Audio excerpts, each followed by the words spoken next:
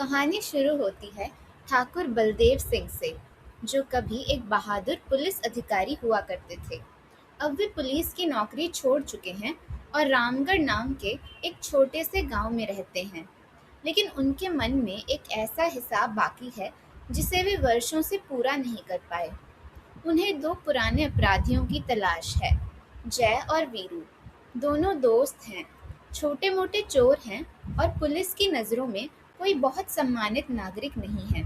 लेकिन ठाकुर ने उनके भीतर एक ऐसी चीज़ देखी है जो उनके अपराधों से कहीं बड़ी है। मुसीबत के समय किसी दूसरे इंसान के लिए अपनी जान जोखिम में डाल देने की हिम्मत। कुछ समय पहले ठाकुर जय और वीरू को गिरफ्तार करके ट्रेन से जेल ले जा रहे थे। रास्ते में ट्रेन पर हथियार बंद डाकुओं का हमला हो जाता है। गोलीबारी शुरू होती है। ठाकुर घायल हो जाते हैं और स्थिति ऐसी बनती है कि जय और वीरू के पास भाग निकलने का पूरा मौका है। दोनों चाहते तो ठाकुर को वहीं छोड़कर अपनी आज़ादी चुन सकते थे, लेकिन आखिर वे भागते नहीं। वे ठाकुर का साथ देते हैं, डाकुओं से लड़ते हैं और उनकी जान बचाते हैं। इसी घटना के कारण ठाकुर समझ जाते हैं कि ये दोनों कानून तोड़ने वाले अवश्य हैं, मगर पूरी तरह बुरे इंसान नहीं हैं। समय बीतता है। जय और वीरू फिर अपने छोटे मोटे अपराधों में लग जाते हैं और जेल भी पहुंचते हैं। एक दिन उन्हें खबर मिलती है कि ठाकुर बलदेव सिंह उनसे मिलना चाहते हैं। दोनों के सामने ठाकुर एक प्रस्ताव रखते हैं। एक बेहद खूंखार डाकू है, गब्बर सिंह। सरकार ने उस पर 50,000 रुपए का इनाम रखा है। ठाकुर चाहते हैं कि जय और वीरू रामगढ़ जाएं, गब्बर को पकड़ें, उसे मारे नहीं, जिंदा उनके सामने लाएं। बदले में ठाकुर उन्हें इनाम के ऊपर अपनी तरफ से भी पैसा देंगे। जय और वीरू को सौदा पसंद आता है और दोनों रामगढ़ के लिए निकल पड़ते हैं। रामगढ़ पहुंचते ही दोनों की मुलाकात एक ऐसी लड़की से होती है जिसे चुप रहना लगभग आता ही नहीं। उसका नाम है बसंती। बसंती घोड़ा गाड़ी चलाती है और उसका घोड़ा है धन्नू। वह रात भर बिना रुके बातें करती रहती है। वीरू पहले परेशान होता है, फिर कुछ ही समय में उस पर दिल हार बैठता है। बसंती भी धीरे धीरे समझ जाती है कि यह अक्खड़ सा आदमी उसके पीछे सचमुच पागल हुआ जा रहा है। जब दोनों को देखकर चुपचाप मजे लेता है। वीरू की प्रेम कहानी में वह मदद भी करता है और उसे मुश्किल में भी डालता है। एक मज़ेदार मौके पर वीरू चाहता है कि जय बसंती की मौसी के सामने उसकी जमकर तारीफ करे और विवाह की बात आगे बढ़ाए। लेकिन जय तारीफ करने के नाम पर ऐसी ऐसी बातें कह देता है कि मौसी को लगता है वीरू शराबी, जुआरी और बिल्कुल निकम्मा आदमी है। वीरू को बाद में पता चलता है कि उसका सबसे अच्छा दोस्त ही उसकी शादी बिगाड़ कर आया है। दोनों की यही दोस्ती पूरे फिल्म की जान है। एक दूसरे को परेशान भी करते हैं और ज़रूरत पड़ने पर एक दूसरे के लिए जान भी दे सकते हैं। ठाकुर के घर में जय की नज़र एक दूसरी स्त्री पर पड़ती है। उसका नाम है राधा। राधा बहुत शांत है, बसंती के बिल्कुल विपरीत। वह ज़्यादा बोलती नहीं, हंसती नहीं और हमेशा सफ़ेद कपड़ों में दिखाई देती है। धीरे धीरे जय को पता चलता है कि वह ठाकुर की विधवा बहू है। उसके पति की मृत्यु हो चुकी है। रात में राधा अक्सर घर की बत्तियां बुझाती दिखाई देती है, जबकि जय सामने बैठकर माउथ ऑर्गन बजाता है। दोनों के बीच कोई बड़े प्रेम प्रस्ताव नहीं होते। कुछ शब्द, कुछ नजरें और बहुत सारी खामोशी। लेकिन धीरे धीरे दोनों एक दूसरे को पसंद करने लगते हैं। राधा की चुप्पी और जय का शांत स्वभाव उन्हें एक दूसरे के बहुत करीब ले आता है। रामगढ़ के लोग वर्षों से गब्बर के आतंक में जी रहे हैं। हर कुछ समय बाद उसके आदमी गांव में आते हैं और अनाज तथा सामान मांगते हैं। कोई विरोध नहीं करता, क्योंकि विरोध का अर्थ है मौत। इस बार गब्बर के आदमी आते हैं तो जय और वीरू खड़े हैं। दोनों उनका रास्ता रोकते हैं। गोलीबारी होती है और जब्बर के आदमी खाली हाथ वापस लौट जाते हैं। जब वे अपने अड्डे पर पहुंचकर गब्बर को बताते हैं कि केवल 2 आदमियों ने उन्हें हरा दिया, तो गब्बर का क्रोध भड़क उठता है। वह अपने ही 3 आदमियों को उनकी नाकामी के लिए मार डालता है। यही पहली बार साफ दिखाई देता है कि गब्बर के लिए अपने साथियों के लिए भी कोई नेता नहीं, कहीं एक आतंक है। लोग उसके लिए वफादारी से नहीं, भय से काम करते हैं। रामगढ़ में होली आती है। काफी समय बाद गांव में खुशियां हैं। लोग रंग खेल रहे हैं, नाच रहे हैं। उन्हें लगता है कि शायद जय और वीरू के रहते गब्बर से डरने की जरूरत नहीं। लेकिन गब्बर उसी खुशी के बीच हमला कर देता है। उसके आदमी गांव को चारों ओर से घेर लेते हैं। जय और वीरू लड़ते हैं, लेकिन अचानक उनकी गोलियां खत्म हो जाती हैं। ठाकुर पास खड़े हैं। उनके ठीक सामने बंदूक पड़ी है। वीरू चिल्लाकर उन्हें बंदूक उठाने के लिए कहता है, लेकिन ठाकुर बस खड़े रहते हैं। वे हथियार नहीं उठाते। किसी तरह जय और वीरू स्थिति संभाल लेते हैं और गब्बर के आदमियों को वापस भगा देते हैं। लेकिन अब दोनों ठाकुर से बेहद नाराज हैं। वे कहते हैं, हम अपनी जान आपके लिए जोखिम में डाल रहे हैं और आप हमारे सामने पड़ी बंदूक तक नहीं उठा सके। दोनों काम छोड़कर जाने का फैसला करते हैं। तभी ठाकुर अपना शॉल हटाते हैं और जय तथा वीरू पहली बार सच देखते हैं। ठाकुर के हाथ ही नहीं हैं। अब ठाकुर उन्हें अपना अतीत बताते हैं। वर्षों पहले जब वे पुलिस अधिकारी थे, उन्होंने गब्बर को गिरफ्तार किया था। गब्बर जेल से निकलने के बाद केवल भागा नहीं, उसने ठाकुर से बदला लेने का फैसला किया। एक दिन जब ठाकुर घर पर नहीं थे, गब्बर अपने आदमियों के साथ उनके घर पहुंचा। वहां ठाकुर का पूरा परिवार था। उनके बेटे, बहुएं, परिवार के दूसरे सदस्य और घर में खुशी का माहौल। गब्बर ने लगभग पूरे परिवार की हत्या कर दी। केवल राधा बची, क्योंकि उस समय वह वहां मौजूद नहीं थी। ठाकुर घर लौटे तो उनके सामने अपने पूरे परिवार की लाशें थी। वे क्रोध में अकेले गब्बर को पकड़ने निकल पड़े, लेकिन गब्बर ने उन्हें घेर लिया। उसने ठाकुर को मारने की बजाय उनके लिए उससे भी क्रूर सजा चुनी। उसी पुलिस अधिकारी ने उसे कभी हथकड़ी लगाई थी, इसलिए गब्बर ने ठाकुर के दोनों हाथ कटवा दिए। ठाकुर बच गए, लेकिन अब वह अपने परिवार का बदला अपने हाथों से नहीं ले सकते। इसलिए उन्हें जय और वीरू चाहिए, और इसलिए उनकी केवल एक शर्त है, गब्बर उन्हें जिंदा चाहिए। ठाकुर की कहानी सुनने के बाद जय और वीरू का रवैया बदल जाता है। अब वे पैसों के लिए काम नहीं कर रहे। दोनों ठाकुर से कहते हैं कि गब्बर पकड़ा जाएगा और अब उन्हें ठाकुर के अतिरिक्त पैसे भी नहीं चाहिए। मामला अब उनका भी हो चुका है। इसी दौरान जय और राधा एक दूसरे के और करीब आते हैं। ठाकुर का पुराना नौकर रामलाल जय को बताता है कि राधा हमेशा ऐसी नहीं थी। वह समय का बहुत खुश और चंचल लड़की थी।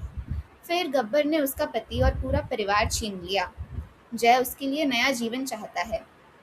ठाकुर भी समझते हैं कि वह राधा को हमेशा विधवा बनकर दुख में जीने के लिए मजबूर नहीं करना चाहते। वे उसके पिता से बात करते हैं और राधा के पुनर्विवाह का रास्ता खोलने की कोशिश करते हैं।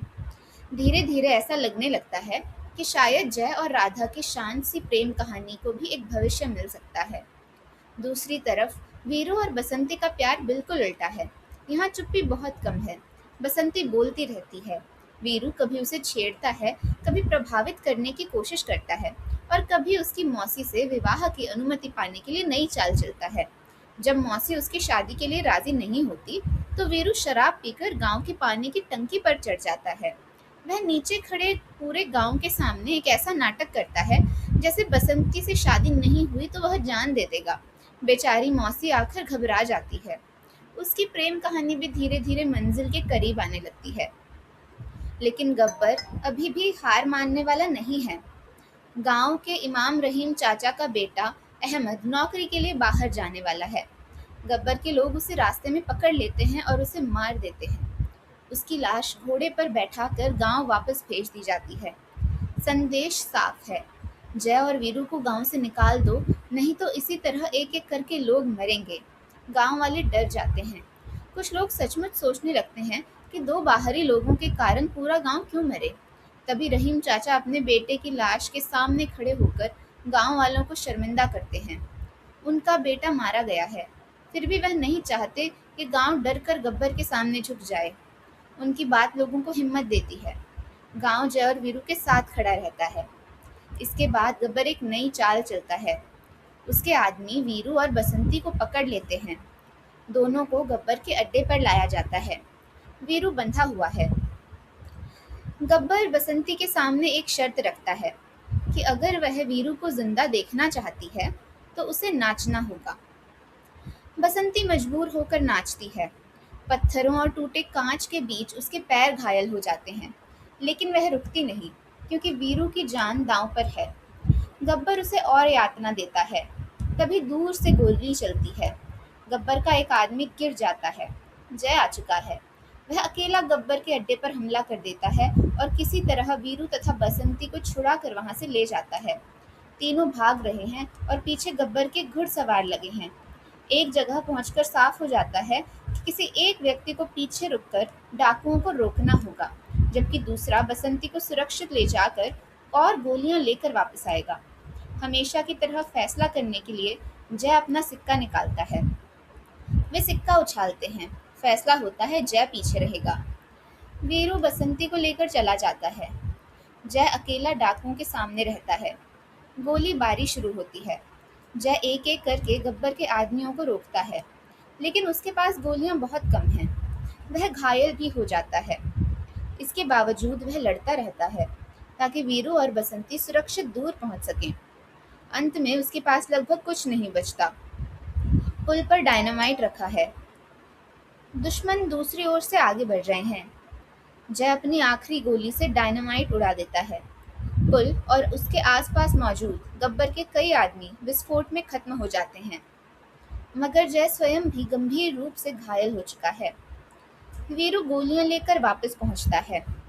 वह जय को घायल देखता है। उसका दोस्त मर रहा है। वही जय जो हमेशा शांत रहता था, जो हर मुश्किल फैसला सिक्के पर छोड़ देता था और जो वीरू के लिए हर बार जोखिम उठाता था। वीरू उसके पास बैठ जाता है, लेकिन जय को बचाना संभव नहीं। वह अपने सबसे अच्छे दोस्त की बाहों में दम तोड़ देता है। इसके बाद वीरू को जमीन पर गिरा जय का सिक्का मिलता है। वह उसे उठाता है और पहली बार ध्यान से देखता है। सिक्के के दोनों तरफ एक ही निशान है। जय कभी वास्तव में किस्मत के भरोसे फैसले करता ही नहीं था। जब भी उसने ऐसा फैसला लिया जिसमें किसी एक दोस्त को खतरा उठाना है, वह सिक्के को इस तरह इस्तेमाल कर सकता था कि फैसला वही आए जो वो चाहता था। आखिरी बार भी उसने जानबूझकर खुद को पीछे छोड़ दिया, वीरू को बचाने के लिए। उसकी दोस्ती की असली गहराई वीरू को जय की मौत के बाद समझ आती है। राधा के लिए यह दूसरी त्रासदी है। पहले गब्बर ने उसका पति छीन लिया, और अब जब वर्षों बाद किसी दूसरे इंसान के साथ जीवन की उम्मीद करना शुरू किया, वह भी चला गया। जय की मौत के बाद वीरू के भीतर एक चीज बचती है, गब्बर के लिए क्रोध। अब उसे किसी पैसे की परवाह नहीं, न अपनी जान की। वह अकेला गब्बर के अड्डे पर पहुंच जाता है, और इस बार वीरू वह हंसमुख शरारती आदमी नहीं है जिसे बसंती के पीछे भागते देखा गया था। वह गब्बर के आदमियों पर टूट पड़ता है, एक एक करके उसके गुंडों को खत्म करता है, और आखिर गब्बर वीरू के सामने होता है। वीरू उसे बुरी तरह पीटना शुरू करता है। वह लगभग उसे मार ही डालता, लेकिन तभी ठाकुर पहुंच जाते हैं। वे वीरू को उसकी प्रतिज्ञा याद दिलाते हैं, गब्बर जिंदा चाहिए, क्योंकि वह ठाकुर का हिसाब है। अब वही गब्बर ठाकुर के सामने खड़ा है जिसने वर्षों पहले उसके हाथ काट दिए थे। गब्बर को लगता था कि बिना हाथों वाला आदमी उसका क्या बिगाड़ सकता है, लेकिन ठाकुर ने इस दिन के लिए अपने जूतों के तलवे में नुकीली कीलें लगवाई हैं। वह गब्बर पर टूट पड़ता है। हाथ नहीं है, इसलिए केवल पैरों से लड़ते हैं। हर बार वर्षों का दर्द लेकर आता है, अपने बेटे, अपने परिवार, अपने कटे हुए हाथ। वह रामगढ़ के हर उस व्यक्ति की याद जिसकी जिंदगी गब्बर ने उजाड़ी। ठाकुर खास तौर पर गब्बर के हाथ को कुचलते हैं, मानो वही पीड़ा उसे लौटाना चाह रहे हों जो गब्बर ने उन्हें दी। जिस संस्करण को दशकों तक अधिकतर दर्शकों ने देखा, उसमें ठाकुर गब्बर को मारने ही वाले होते हैं कि पुलिस पहुंच जाती है। एक वरिष्ठ पुलिस अधिकारी ठाकुर को याद दिलाता है कि वह स्वयं कानून का सम्मान करने वाला अधिकारी था। ठाकुर रुक जाते हैं। गब्बर को पुलिस गिरफ्तार कर लेती है। इस तरह गब्बर का बदला पूरा होता है, मगर अंतिम फैसला कानून के हाथ में आ जाता है। इसके बाद रामगढ़ में जय का अंतिम संस्कार होता है। वीरू अपने दोस्त की चिता के सामने खड़ा है। राधा दूर से देख रही है। फिल्म में शायद सबसे दुखद बात यह है कि राधा की जिंदगी फिर लौट आई जहां से वह निकली थी। जय के आने से उसके जीवन में थोड़ी रोशनी लौटी थी। जय के आने से उसके जीवन में थोड़ी रोशनी लौटी थी। उसके जाने के बाद वह फिर अकेली रह जाती है। लेकिन वीरू भी अब पहले वाला वीरू नहीं है। जिस दोस्त के साथ वह चोरी करता था, जेल जाता था, मोटरसाइकिल चलाता, लड़ता और हंसता था, वह अब नहीं है। रामगढ़ में रहने का उसके पास कोई कारण नहीं बचता। वह ठाकुर से विदा लेता है और रेलवे स्टेशन की ओर निकल जाता है। वीरू ट्रेन में बैठता है। वह अकेले नई जिंदगी शुरू करने जा रहा है। ट्रेन चलने वाली है और तभी उसके सामने बसंती दिखाई देती है। वह उसका इंतजार कर रही है। वीरू ने जय को खो दिया है, लेकिन इस बार उसे पूरी तरह अकेले नहीं जाना पड़ेगा। बसंती उसके साथ है। दोनों साथ ट्रेन में आगे बढ़ते हैं। पीछे रामगढ़ रह जाता है। गब्बर का आतंक समाप्त हो चुका है। ठाकुर का बदला पूरा हो चुका है, लेकिन उसकी कीमत बहुत बड़ी थी और सबसे बड़ी कीमत जय ने चुकाई। शोले का ओरिजिनल एंडिंग इससे थोड़ा अलग था। रमेश सिप्पी की ओरिजिनल डायरेक्टर्स कट एंडिंग में पुलिस समय पर नहीं आती। ठाकुर स्वयं गब्बर को खत्म कर देते हैं, उसे उसी जगह की एक नुकीली चीज पर गिराकर जहां कभी गब्बर ने ठाकुर के हाथ काटे थे। उस समय सेंसर बोर्ड ने यह एंडिंग बदलवाई क्योंकि वे एक पूर्व पुलिस अधिकारी को कानून अपने हाथ में लेकर गब्बर को मारते हुए नहीं दिखाना चाहते थे। इसलिए 1975 थिएट्रिकल रिलीज के लिए एक नया एंडिंग शूट किया गया, जिसमें पुलिस आकर गब्बर को गिरफ्तार करती है।